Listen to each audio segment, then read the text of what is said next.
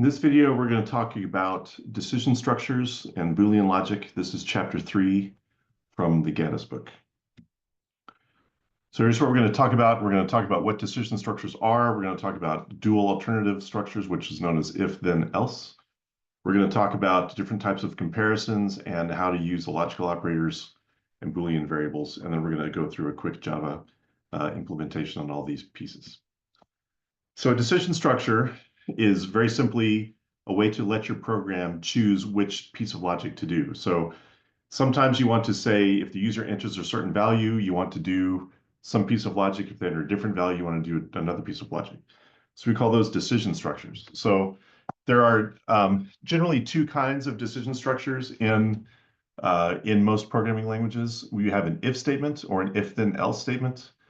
These are when you simply say, if this condition is true, then do this logic, else do this other logic. And you can nest those and create very complex structures with those. And then we have something called a case structure or a switch statement, which is useful and sometimes is easier to read than an if statement if you have a finite number of alternative decisions. So if you say, for example, you want to have the user enter A, B, or C, then using a case structure for that is usually simpler and easier to read than an if statement, versus if you have the user entering a number and you want to test for ranges between 0 and 100. That's a lot of different tests that you would have to have. So case structure is good when you have a small number of finite options, and an if statement is better when you have a lot of possible outcomes. Here's the way that an if statement is going to look in pseudocode. You see we have here, we simply say if, then the condition. This is known as a Boolean expression. The condition just evaluates to true or false. The condition is either true or it's false. There's no other outcome besides true or false. If the condition is true, then we execute the then statement. If the condition is not true, then we don't execute the then statement. In a flowchart, we use a diamond symbol with 2 exit points. So here we enter into the decision. We use a diamond. We ask the question. If the answer is true, we exit this direction. If the answer is false, we exit this direction. And at some point after the logic runs, these two lines should come back together so that the program can continue. These are relational operators that we use to test in Boolean expressions. So very simply, greater than, less than, greater than or equal to, less than or equal to. This equal to is equality. Notice this is we're using the equal sign. We're using a double equal sign to test equality. We use a single equal sign when we're using assignments. So when we want to assign, when we want to have an assignment statement, we use a single equal. We want to test for equality in a Boolean expression, we use a double equal. You can also have a not operator, so this is not equal to. And then generally the exclamation point operates as a not condition. So you can say, well, we'll get into that later, but you can use that to invert the Boolean expressions if it makes more sense in your code. So here's how you use them: x greater than or equal to y, x is equal to y, x not equal to y, etc. This is what we call if then else, or a dual alternative decision structure. So if then else means that you have logic that operates in the true or the false. And so in this case, we ask if the temperature is less than 40. If that's true, we do this statement. If it's false, we do this statement. And then you see that the logic comes back together and we continue in the flowchart, continuing here. This is what that looks like in pseudocode. Same as the if statement, only we insert the else clause at the end. So in this statement, only one of these clauses will run. Either the then block or the else block will run, but never both of them in the same execution. Here's another example of pseudocode. This one is doing a string comparison. So you can compare strings to see if this password that was entered is equal to the secret value or whatever the string value is. Note in Java, we do not use this double equal for comparing strings. We use another built-in function, which we'll look at in a minute. We use the dot equals. So you take a string name and you say dot equals name 2. So this is instead of saying if password equal Prospero, this doesn't work in Java. This is fine for pseudocode. This works in some of the languages, but in Java, this does not work. This will never return the result that you're after. It will allow you to code this and will compile and will be syntactically correct, but you are not going to get the answer that you want from this. So you have to use this equals string equals string2, name.1 dot equals name2. So this is a Boolean expression.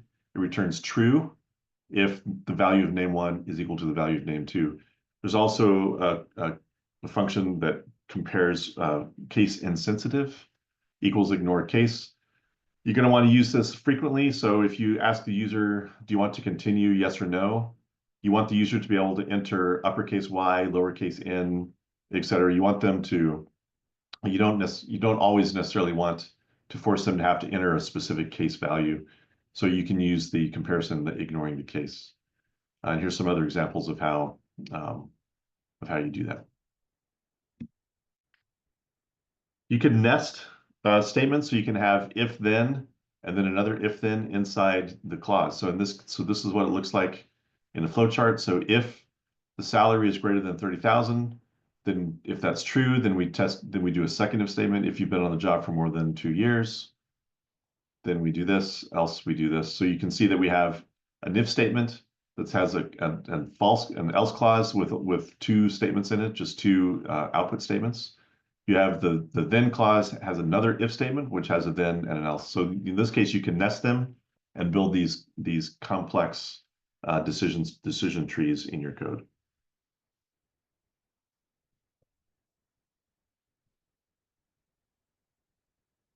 Here's what an if then else looks like. These are nested else statements. If score less than 60, then display the grade as an F. Else, if it's less than 70, then display this grade, etc. This is a range checker, so this is looking to see if the score is less than 60 is an F, and then greater than 90 is an A. And so you can see all the different comparisons that are in here. This is done in an if then else. You could also do this as a series of individual else statements, and you could also do it as a series of range of score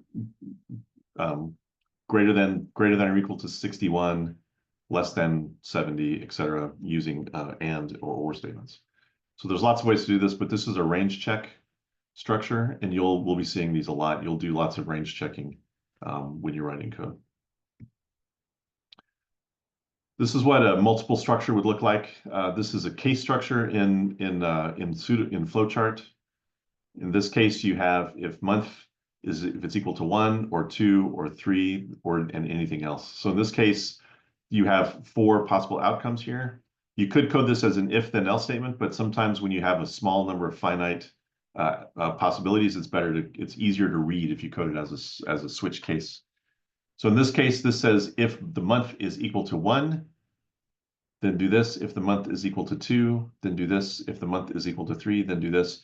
Very similar structure as the if then, but instead of having 2 exit points from the diamond for then and an else, you have multiple exit points based on these literal values. 1, 2, 3, and then default means anything else. So if it's 1, it does this, 2, it does this, 3, it does this. Any other value goes through the default, and then the logic comes back together at the end. We can put multiple Boolean expressions together to make a compound Boolean expression using the and the or and the not. So here's an example. We can say if the temperature is less than 20 and the minutes is greater than 12. So both of these conditions have to be true because we're using an and statement. So the temperature has to be less than 20 and the minutes has to be greater than 12. If either one of these is false, then the entire expression is false. This is a compound Boolean expression made up of 2 individual Boolean expressions. We can do it here with an or. In this case, if either expression is true, then the whole expression is true. With an and, all expressions have to be true. With an or, only one of the sub expressions has to be true. And then here we have a not example. This is if not temperature greater than 100. So this is the same as less than or equal to 100. You could code it either way and it would work. But a not simply takes the Boolean expression temperature greater than 100. If that's true, when you not it, it evaluates to false. So sometimes you use nots. Occasionally using a not will make your code easier to read. This is not really common. You're not going to see this a lot, but you will see it in code when you get a situation where it just kind of makes sense to the developer and makes the code a little easier to read and understand what's happening there. So range checking is another example of when we use the ands and the ors. So in this case, greater than or equal to 20 and less than or equal to 40. So in this case, we want a value 20, 21, 22, etc., up to 40. So you can use a range checker with a compounded Boolean expression there to do that. Or if you're looking for something that's outside of range, not 21 to 40, then you can use this. Well, this would be not, so this would be less than 20. So 20 would be true, and then greater than 40 would be positive. So in this case, you're looking for a value that's outside 20 to 40. You can also declare a variable of Boolean type. So just like we declare an integer or a string or a double, we can also use Boolean as the data type. And we can declare a variable as a Boolean, and then we can assign it a true or false. In this case, we're assigning the Boolean variable is assigned the Boolean literal true and the Boolean literal false. We can also assign it to the value of the Boolean expression. So we could say is lunchtime equals time is greater than or equal to 12. So you can assign here, this is a literal Boolean, but you can also use a Boolean expression or a compound Boolean expression on the right side of this assignment statement. Okay, let's look at how we do this in Java. So here in Java, these are the things that we're going to use. These are the operators: greater than, less than, greater than, equal to, equality, not equal to, and then for string comparisons, we'll use the dot equals and the dot equals ignore case. Here's how a Boolean expression, an if statement with a Boolean expression looks in Java. Use if, lowercase if. The Boolean expression must be enclosed in parentheses. This also starts a block, so you need the curly brace and the ending curly brace. Everything in here is the then block. Okay. You can do, if you have a single statement in an if with a single statement on the block, you don't need the curly braces.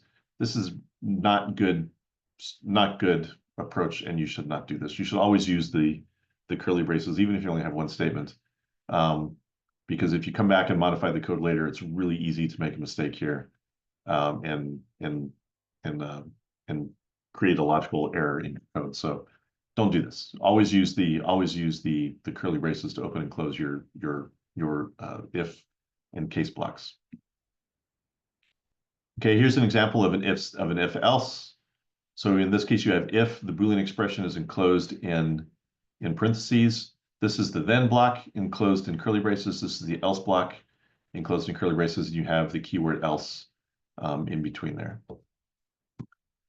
Okay, here's how you compare strings. String 1 dot equals string 2, string 1 dot equals ignore case. This is a Boolean expression, returns true or false. So you would say if password dot equals Prospero, then you're in. So in this case, string password equals uppercase P Prospero.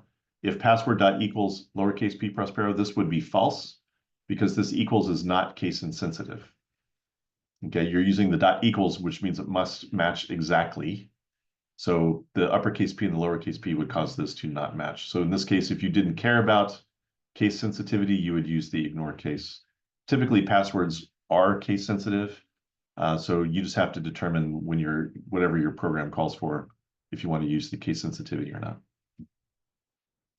Here's a switch statement in Java. This starts with the keyword switch, and here's the expression. So this is the variable or the expression that you want. So in this case, month is a variable. We can assume it's an integer, 1, 2, 3, 4, 5 through 12. Then we open a block. This is the switch block. It's opened with curly braces. And then we use case 1 colon, and then inside we put the block for case 1.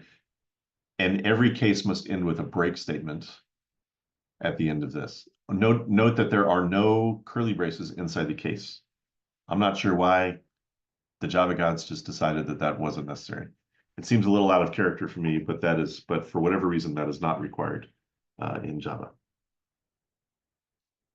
The break is required If you do not put the break, then what happens is you could potentially execute multiple of these cases. So if case 1 is true and there's no break statement here, it will continue to execute until you hit a break statement. So you always want to make sure that you put a break at the end of each case block. And you have this special value, which is default, the special keyword at the end that you have for all the other values. So this is if it's 1, 2, or 3, then you'll print these out. If it's anything else than 1, 2, or 3, then the default answer is here. You typically also will get you want to do your ignore case. If you're doing a string comparison here, you want to do the ignore case up here in the switch statement, and then your case value would be A in double quotes, B, etc. Yes, no, whatever you're testing for. Here are the operators. So the AND operator in Java is the double ampersand. That's going to be shift 7 on your keyboard. The OR is the double pipe symbol. That is the straight up and down. You'll find it on your keyboard. On my keyboard, I use a Mac, and it's on the upper right above the slash. And then the logical not is the exclamation point. Here's examples of how to do that. So here's an if statement. If x is greater than or equal to 20 and x is less than 40, this is the range check that we saw. Then we'll do a system.println. Here's an or, less than 20 or greater than 40. Okay. Here's how we have a Boolean expression. We define a variable. The data type is Boolean. The variable name is high score. Notice we're using the lower camel case to name that. And then we can test a Boolean expression here. If the average is greater than 95, then we can say high score equals true. We could also just assign this to high score equals average greater than 95. That would be one statement functionally identical to an if statement. So that might save you some code depending on what your use case is. Then when you want to use that Boolean expression, you just use it, the Boolean variable rather, you just use it in place of the expression. So if high score, this is true or false, then if it's true, then you'll execute the statement, otherwise you will not. We'll do some examples in subsequent videos.